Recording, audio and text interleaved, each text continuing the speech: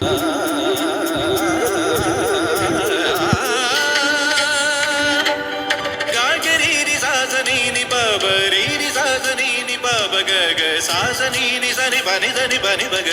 കൂട്ടുകാരെ, എല്ലാവർക്കും ചാച്ചൂസ് ലവ് എന്ന ചാനലിലേക്ക് സ്വാഗതം.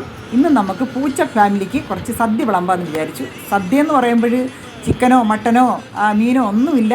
അപ്പോൾ ഇന്ന് ഫുൾ വെജിറ്റേറിയൻ ആയതുകൊണ്ട് പൂച്ചകൾ വെജിറ്റേറിയൻ കഴിക്കില്ലല്ലോ. അപ്പോൾ അതുകൊണ്ട് അവർക്ക് ചോറിൻ്റെ കൂടെ ക്യാറ്റ് ഫുഡും കൂടി മിക്സ് ചെയ്തിട്ട് അവർ കൊടുക്കുകയാണ്.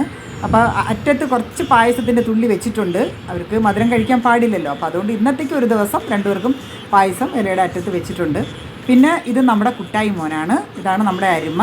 ഇവളുടെ ഇത് തള്ളപ്പൂച്ചയാണ് കുങ്കി. ഇനി ഇവളുടെ കെട്ടിയവനുണ്ട് ചാച്ചു. പക്ഷേ ചാച്ചുവിൻ്റെ പേരിലാണ് നമ്മൾ ചാച്ചൂസ് ലവ് തുടങ്ങിയിരിക്കുന്നത് ഈ ചാനൽ. പക്ഷേ കെട്ടിയവൻ രാവിലെ വന്ന് ഇവിടെ കറങ്ങിയിട്ടൊക്കെ പോയി. അന്നേരം ഫുഡ് കൊടുക്കാൻ പറ്റാതെ വന്നായിരുന്നു.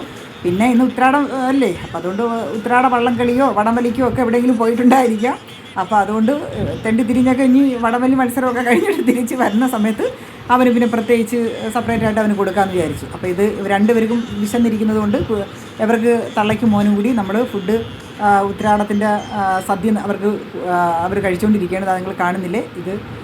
അപ്പോൾ അതുകൊണ്ട് ഇനിയിപ്പോൾ തിരുവോണമൊക്കെ കഴിഞ്ഞിട്ട് ഇതിൽ ചിക്കനോ അല്ല മീനോ ഒക്കെ കൊടുക്കാമെന്ന് വിചാരിച്ചു.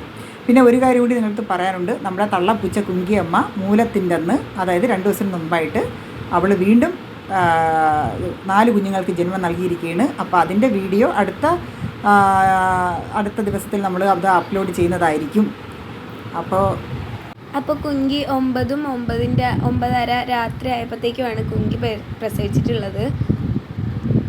അപ്പോൾ ഇനി നമ്മുടെ തള്ളപ്പൂച്ച പ്രസവിച്ചതിൻ്റെ ആ കുഞ്ഞുങ്ങളുടെയും തള്ളയുടെയും വീഡിയോ അടുത്ത ദിവസങ്ങളിൽ നമ്മൾ അപ്ലോഡ് ചെയ്യുന്നതായിരിക്കും.